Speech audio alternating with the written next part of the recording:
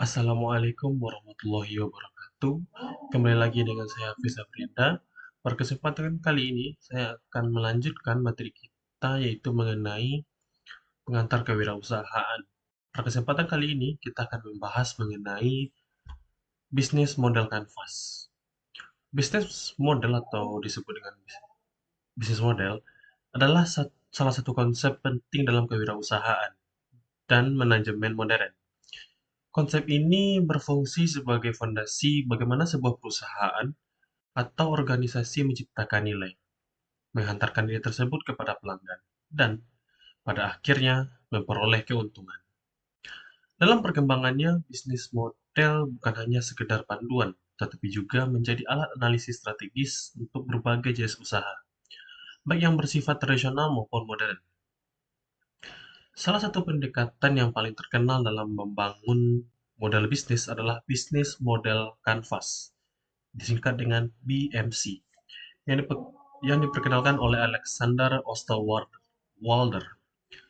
Kerangka kerja ini memetakan 9 elemen utama dalam sebuah model bisnis yang memungkinkan perusahaan untuk menganalisis, mengembangkan, dan memperbaiki strategi bisnis mereka secara efektif. Berikut akan saya bahas mengenai definisi dari model bisnis. Model bisnis dapat didefinisikan sebagai metode yang digunakan oleh organisasi untuk menciptakan nilai bagi pelanggan, memperoleh pendapatan, dan tentunya memastikan keberlanjutan perusahaan. Menurut Osterwalder dan Pigner, model bisnis adalah deskripsi logis tentang bagaimana organisasi menciptakan, memberikan, dan juga menangkap nilai. Kita ambil beberapa poin dari definisi ini. Yang pertama itu menciptakan nilai.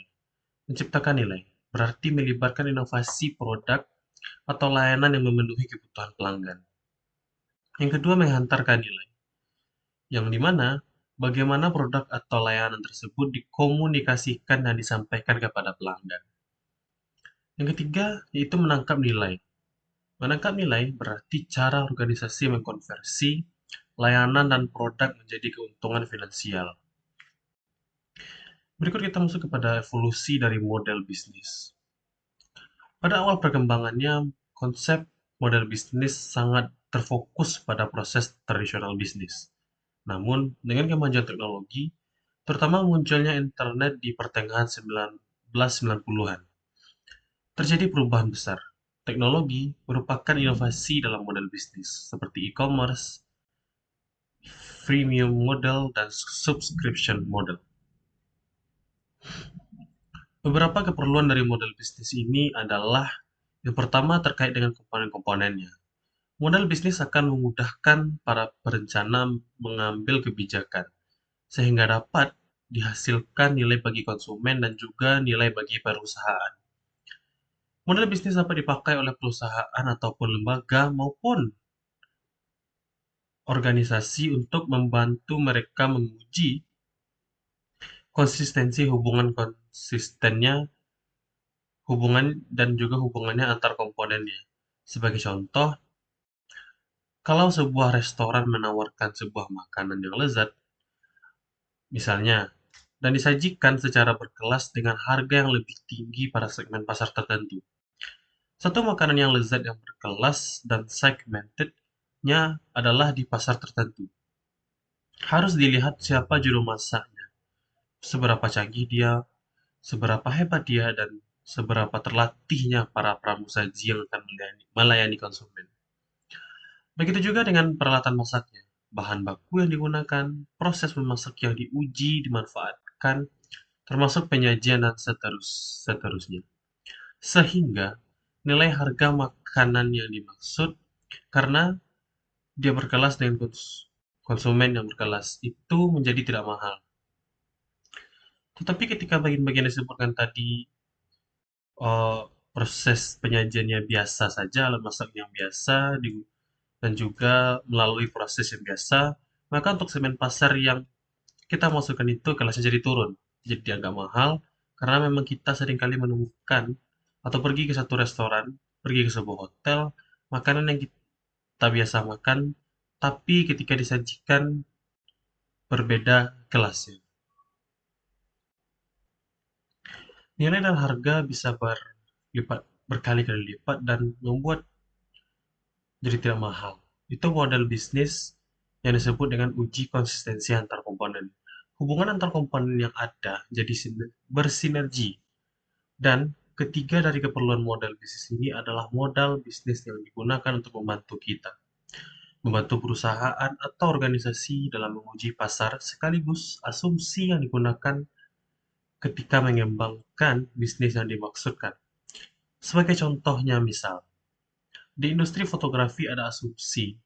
Di dunia fotografi ini, bos setiap kali habis menghentikan satu momen. Konsumen pasti akan mencetak fotonya.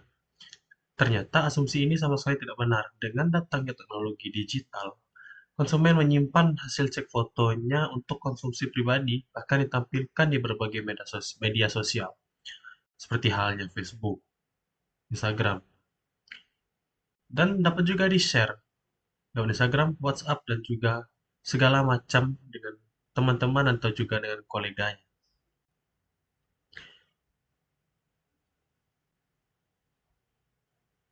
Keempat, model bisnis dapat digunakan dalam rangka menunjukkan seberapa radikalnya satu perubahannya yang dilakukan dan termasuk konsekuensi akan diterima. Dengan berjalannya waktu, hal model bisnis pasti akan berubah karena mustahil ketika ada indikasi perubahan yang bisnis kita juga tidak ikut beradaptasi dengan perubahan itu. Secara sederhana, model bisnis itu bisa dimaknai sebagai sebuah strategi bisnis. Akademisi dengan latar belakang manajemen lebih sering menggunakan istilah strategi. Sementara akademisi dan latar belakang teknologi informasi khususnya, mereka menggunakan istilah model bisnis. Jadi model bisnis ya strategi bisnis. Satu pendapat yang saya coba ulas apa yang dilatarkan oleh Margareta yang menegaskan bahwa model bisnis membantu para pemilik serta profesionalnya menggagas bisnis tingkat abstrak. Kemudian mengujinya di tingkat nyata dan setelah itu strategisnya ini disusun untuk membuat perusahaan berbeda secara strategis terhadap pesaingnya. Jadi model bisnis lebih dulu dirancang oleh lembaga atau organisasi, barulah kemudian disusun strategi bisnisnya. Dengan demikian, bisnis tidak sama dengan strategi bisnis.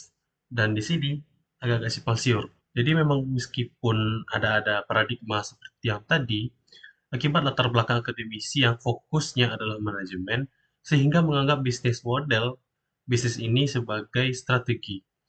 Sementara yang terbelakangnya teknologi informasi, contohnya, dia akan menggunakan istilah model bisnis kreatif. Menurut Margareta tidak sama, malah artinya antara model bisnis tidak sama dengan strategi bisnis. Definisi model bisnis dapat dipilah dalam tiga kelompok, yaitu yang pertama model bisnis sebagai metode atau syarat. Yang kedua, model bisnis dapat dilihat dari komponen atau elemen nilai.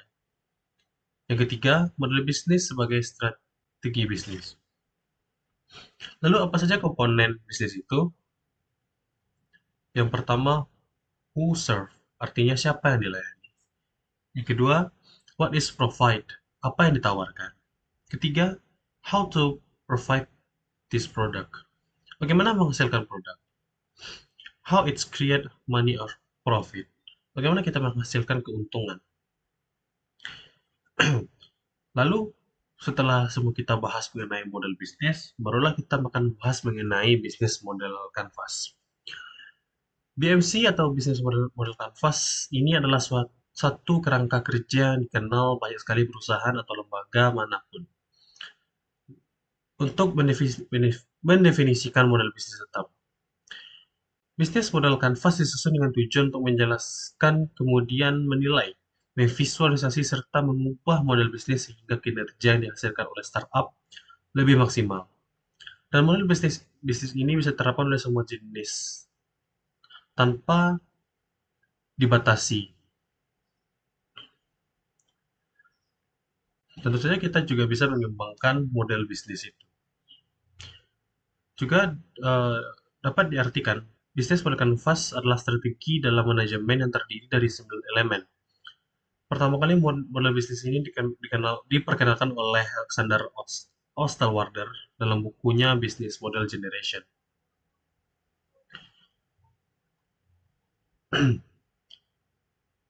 Yang pertama, segmentasi konsumsi.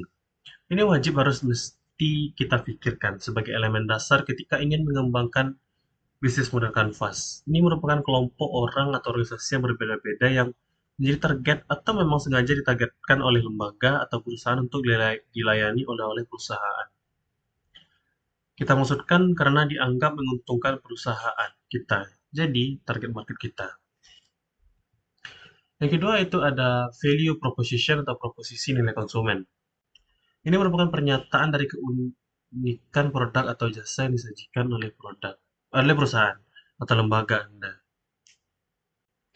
Yang ketiga itu ada channel atau saluran.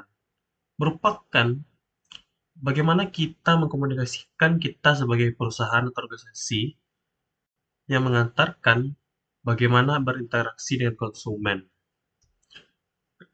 Dan dapat yang tadi kita bicarakan dalam penyampaiannya yaitu berupa value proposition product. Yang keempat itu sumber pendapatan yang merupakan bagian yang paling vital. Elemen ini harus dikelola sedemikian rupa semaksimal mungkin untuk meningkatkan pendapatan keuntungan bisnis. Sebuah bisnis model dapat memiliki sekurang-kurangnya dua jenis revenue stream. Di antaranya, yang pertama yaitu pendapatan transaksi dengan contoh penjualan produk satu kali. Yang kedua itu pendapatan berulang dengan contoh langganan atau biaya lisensi. Yang kelima, sumber data utama atau disebut juga dengan key source adalah tahap dalam model bisnis kanvas yang berisikan daftar sumber daya yang sebaiknya direncanakan dan dimiliki perusahaan untuk mewujudkan dengan value proposition mereka. Mesin termasuk dalam key resource, bangunan juga termasuk, brand perusahaan atau lembaga, paten, hak cipta, dan semua yang harus kita siapkan dan kita perhatikan. Yang keenam yaitu ada customer relation, hubungan dengan para customer kita. Yang ketujuh, aktivitas yang dijalankan. Ini merupakan cara perusahaan menghasilkan dan menyampaikan proposisi nilainya pada konsumen dengan apa terjaminnya keberlangsungan untuk lebih mudah melakukan pengelolaan dan dapat dilakukan replikasi. Yang kedelapan yaitu elemen key partnership. Merupakan perjanjian formil di antara dua atau lebih perusahaan terpisah di mana di dalamnya terjadi kesepakatan kerjasama dan mengembangkan sekaligus memperbaiki posisi perusahaan. Partnership ini dibedakan atas 4 jenis. Yang pertama ada strategic alliance antara dua perusahaan bukan kompetitor, jadi produk dan jasa tidak sejenis. Yang artinya mereka berkesinambungan melakukan kerjasama produk dan jasanya berbeda. Yang kedua yaitu cooperation. Strategic partnership antara kompetitor. Jadi Anda bisa melakukan partnership dengan perusahaan lain yang sejenis. Ketiga itu joint ventures. Untuk membangun bisnis baru, maka inilah partnership yang harus dibangun. Yang keempat yaitu ada buyer supplier relationship. Ini untuk menjamin supply yang handal. Elemen terakhir yang ke-9 yaitu adalah cost structure. Struktur biaya cost ini merupakan semua biaya yang muncul untuk pengoperasian bisnis yang kita punya. Elemen terakhir ini tidak kalah pentingnya menurut saya dengan 8 elemen lain yang kita bicarakan tadi. Struktur pembiayaan bisnis ini jadi memang perlu kita fokuskan, perhatikan yang dengan cukup tajam bagi pebisnis atau mereka dalam mengambil kebijakan di dalam sebuah perusahaan atau lembaga. Mengelola biaya secara efisien akan membuat bisnis yang kita jalani menjadi lebih hemat, bisa meminimalkan risiko kerugian. Jadi itulah yang dapat saya sampaikan melalui uh, analisis saya dari video Bapak Hanif Al-Qadri yang mengenai bisnis model. dalam kurung bisnis model kanvas. Nah, itu yang dapat saya sampaikan. Terima kasih atas perhatiannya. Kurang maaf saya mohon maaf. Wabillahi taufiq wal hidayah. Wassalamualaikum warahmatullahi wabarakatuh.